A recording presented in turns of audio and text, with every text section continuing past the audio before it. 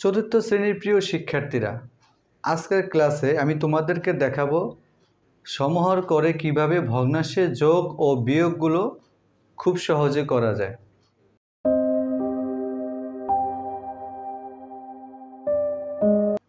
Hello viewers, তোমাদের গণিত বইয়ের ৮ অধ্যায়ের ১০০ পৃষ্ঠার ২ নংয়ে যে সমস্যাটা ছিল, এই সমস্যাটা হলো যোগ এবং বিয়োগ করো।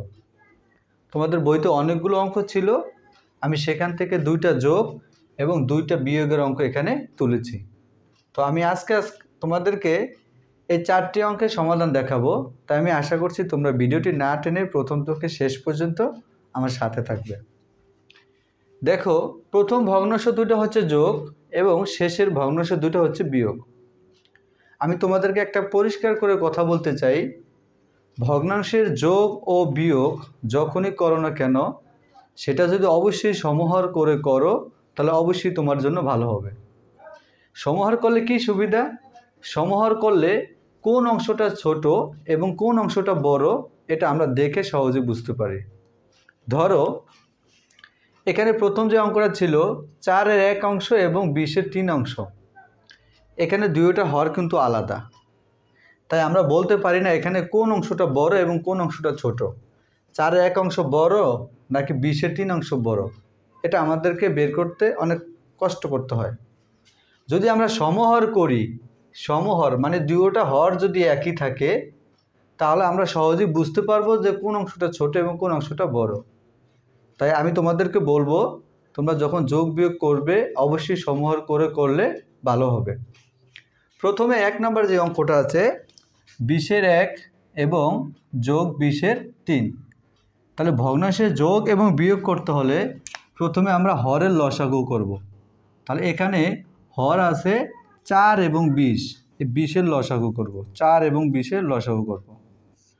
আমরা যদি 2 দিয়ে ভাগ করি, 2 4-এর ভিতরে যায় 2 বার, 2 20-এর ভিতরে যায় 10 বার। আবার যদি 2 দিয়ে দেই, 2 2-এর ভিতরে যায় 1 বার, 2 10-এর মধ্যে যায় 5 বার। এবার লসাগু কত হলো? 2 2 4, 4 5 20। দেখো, আমি 2টা হর করব। 2টা হর কেন করব?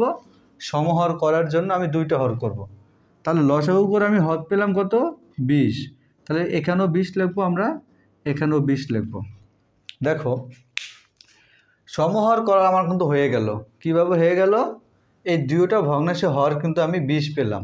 20 পেলাম কোথা থেকে? 4 এবং 20-এর লসাগু করে আমি লসাগু 20 পেলাম। এখন প্রথম ভগ্নাংশের হর দিয়ে 20কে ভাগ করব। 4 20-এর মধ্যে যায় 5 বার, 5 দিয়ে 1কে গুণ করলে 5 1 5, মাঝখানে যোগ। 20 20-এর মধ্যে যায় 1 বার, 1 দিয়ে 3কে যোগ করলে 3 1 3। দেখো, এবার তোমরা একটু যদি খেয়াল করো, এই ভগ্নাংশটার প্রথমে যখন সমহর ছিল না, তখন ছিল 4-এর 1 অংশ এবং 20-এর 3 অংশ। দেখো, আমি সমহর করার ফলে আমার হলো কত? 20-এর 5 অংশ এবং 20-এর 3 অংশ। এখন কিন্তু আমরা বলতে পারি যে এই দুইটার ভিতরে কোনটা ছোট এবং কোনটা বড়। এই 20-এর 5 হচ্ছে বড়, 20-এর 3 হচ্ছে ছোট। কিভাবে? হর একই হলে যে ভগ্নাংশের লব বড় সেটাই বড়।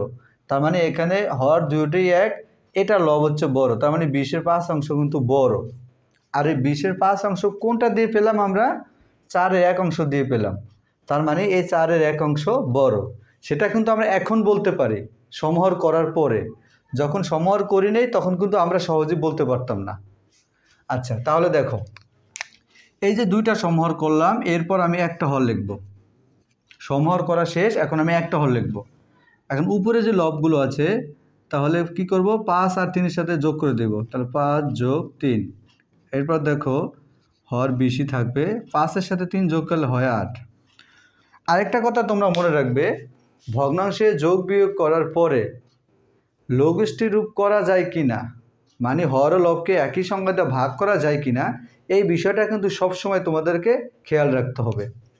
যেমন এখানে আমি যোগ করার পর এখন দেখি যে আমি হর ও লবকে একই সংখ্যা দ্বারা ভাগ করা যায়, মানে লঘিষ্ঠ রূপ করা যায়, তাহলে আমি অবশ্যই লঘিষ্ঠ রূপ করব। যদি আমি 4 দিয়ে ভাগ করি, 4 20-এর মধ্যে যায় 5 বার, 4 8-এর মধ্যে যায় 2 বার। তার মানে লঘিষ্ঠ রূপ করার পরে আমার ফলাফল আসলো 5-এর 2 অংশ। এটা হচ্ছে আমার 1 নং প্রশ্নের সমাধান। এবার আমরা 2 নম্বর প্রশ্নের সমস্যা সমাধান করব। দেখো প্রথমে আমরা কি করব, হরের লসাগু করব।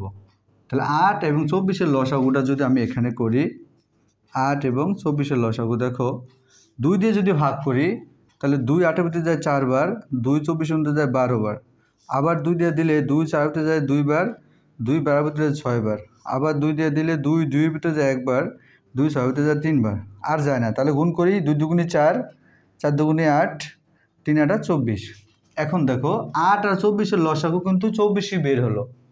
এখন আমি 2টা হর করব। 2টা হর কেন করব, তোমরা আগের অঙ্কতে আমি প্রথম অঙ্কটা বললাম সমহর করার জন্য। তা লসাগু করে পেলাম 24, তার মানে এখানেও হর 24 হবে, এখানেও হর 24 হবে। এখন প্রথম ভগ্নাংশের হর দিয়ে এই 24-কে ভাগ করবে। তাহলে 8 24 দিয়ে 3 বার, 3 দিয়ে উপরে লবকে গুণ করলে 3 3-এ 9, 24 দিয়ে 24-কে ভাগ করলে 24 24-এর ভিতরে যায় 1 বার, 1 দিয়ে উপরে 1-কে গুণ করলে 1 1-এ 1, তাহলে উপরে হবে এখানে 1। এরপর দেখো এই 2টা হরের জন্য আমরা একটা হর লিখব 24, উপরে 9 যোগ 1, তাহলে 9 যোগ 1। এরপর দেখো হর যা আছে তাই থাকবে, 9 আর 1 10। আমি কি বললাম তোমাদেরকে, যে ভগ্নাংশে যোগ এবং বিয়োগ করার পরে খেয়াল রাখবে যে লঘিষ্ঠ রূপ করা যায় কিনা। লঘিষ্ঠ রূপ কি, হর ও লবকে একই সংখ্যা দ্বারা ভাগ করা। তাহলে এখন কোন সংখ্যা আছে যেটাতে আমি 24-কেও ভাগ করতে পারবো, 10-কেও ভাগ করতে পারবো, তোমরাই বলো। যদি আমি 2 দিয়ে ভাগ করি বা 5 দিয়ে ভাগ করি, 5 দিয়ে কিন্তু 10-কে ভাগ করা যায়, কিন্তু 5 দিয়ে 24-কে ভাগ করা যায় না। তাহলে আমাদেরকে এমন একটা সংখ্যা নিতে হবে যেটা দিয়ে আমি হরকেও ভাগ করতে পারবো, লবকেও ভাগ করতে পারবো। যদি আমরা 2 দিয়ে দিই তাহলে 2 12-এর ভিতরে যায়, 2 24-এর ভিতরে যায় 12 বার, 2 10-এর ভিতরে যায় 5 বার, তার মানে এখানে আমার ফলাফল আসলো 12-এর 5। এই প্রথম অঙ্ক দুটো ছিল যোগ, আমি লাস্টে যে শেষ দুটো অঙ্ক আছে এই শেষ অঙ্ক দুটো হচ্ছে বিয়োগ। একই অঙ্ক, যেমন এখানে আমি লবগুলো কি করেছি, যোগ করেছি, এখানে লবটা বিয়োগ হয়ে যাবে, আর সব একই রকম। দেখো 3 নম্বর অঙ্কটা, প্রথমে আমরা কি করব, 14 এবং 7-এর লসাগু করব। তাহলে 14 এবং 7-এর লসাগুটা দেখো, 14 এবং 7 যদি আমরা 7 দিয়ে ভাগ করি তাহলে 7 14-এর ভিতরে যায় 2 বার এবং 7-এর মধ্যে যায় 1 বার, তার মানে লসাগু কিন্তু 14 হয়। 7 আর 14 লসাগু 14। এখানে আমরা 2টা হর করব, তাহলে এখানে লিখব 14 এবং এখানেও লিখব 14।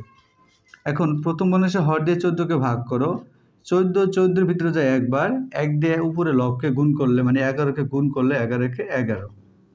এরপর দেখো তোমরা 7 14-এর ভিতরে 2 বার, 2 দিয়ে 2-কে গুণ করলে 2 দুগুণে 4। এই 2টা হরের জন্য আমরা একটা হর লিখব, উপরে লবগুলো বিয়োগ করব, তার মানে 11 বিয়োগ 4। বিয়োগ করার পর কত থাকে দেখো, নিচে থাকে 14 আর উপরে থাকে কত, 11 থেকে যদি 4 বাদ দিই তাহলে থাকে 7। ভগ্নাংশের যোগ বিয়োগ করার পরে এখন দেখব আমরা যে লঘিষ্ঠ রূপ করা যায় কিনা। হ্যাঁ, এটাকে লঘিষ্ঠ রূপ করা যায়। 7 দিয়ে ভাগ করলে 7, 7-এর ভিতরে যায় 1 বার, 7 14-এর ভিতরে যায় 2 বার, তার মানে এখন ফলাফল আসলো আমার 2-এর 1। তোমাদের মধ্যে অনেকেই ভুল করে, এই যে কাটাকাটি করার পর যে সংখ্যাটা পাও সেটা কিন্তু তোমরা পাশে লেখো, পাশে লিখবা না, এটা লিখবে উপরে আর নিচে। এবার যদি আমরা 4 নম্বর অঙ্কটা খেয়াল করি, 4 নম্বর অঙ্কটা ছিল 6-এর 5 বিয়োগ 18-এর 7। তাহলে এই বিয়োগটা করার জন্য প্রথমে আমরা ভগ্নাংশের হরগুলো লসাগু করে নেব, তার মানে 6 আর 18-এর লসাগু করব। তাহলে দেখো 6 আর 18-এর লসাগু কত হয়, যদি আমরা 3 দিয়ে ভাগ করি, 3 6-এর ভিতরে যায় 2 বার, 3 18-এর ভিতরে যায় 6 বার, তার আবার 2 দিয়ে যায়, তাহলে 2 দিয়ে যদি যায় দেখো 2 2-এর ভিতরে যায় 1 বার, 2 6-এর ভিতরে যায় 3 বার, তাহলে লসাগুটা কত হলো, 3 দুগুণে 6 318। লসাগু হলো কত, 6 আর 18 লসাগু 18ই হলো। তাহলে আমরা 2টা হর করব। 2টা হর কেন করব, সমহর করার জন্য। আচ্ছা, এবার প্রথম ভগ্নাংশের হর দিয়ে এই 6 দিয়ে 18-কে ভাগ করব। তাহলে 6 18-এর ভিতরে যায় কয়বার, 3 বার, 3 দিয়ে উপরে 5-কে গুণ করলে 3 5-এ 15, মাঝখানে বিয়োগ আছে। 18 দিয়ে 18-কে ভাগ করলে 1 বার যায়, 1 দিয়ে 7-কে গুণ করলে 7 1-এ 7। এরপর 2টা হরের জন্য আমি একটা হর লিখব, এখন উপরে লবগুলো বিয়োগ করে দেব, তার মানে 15 বিয়োগ 7। দেখো এবার 18 থেকে যদি আমি, এবার 15 থেকে যদি আমি 7 বিয়োগ করি থাকে 8। ভগ্নাংশে বিয়োগ করার পর আমাদেরকে খেয়াল রাখতে হবে যে এটা লঘিষ্ঠরূপ করা যায় কিনা। এখানে কিন্তু লঘিষ্ঠরূপ করা যায়। যদি আমি 2 দিয়ে ভাগ করি, 2 8-এর ভিতরে যায় 9 বার, 2 8-এর ভিতরে যায় 4 বার। তার মানে লঘিষ্ঠরূপ করার পরে আমার ফলাফলটা আসলো 9-এর 4 অংশ। প্রিয় শিক্ষার্থীরা, আশা করছি খুব সহজেই তোমরা বুঝতে পেরেছো। এভাবে যদি তোমরা অঙ্কগুলো করো তাহলে কখনো তোমাদের আর ভুল হবে না। ধন্যবাদ সবাইকে।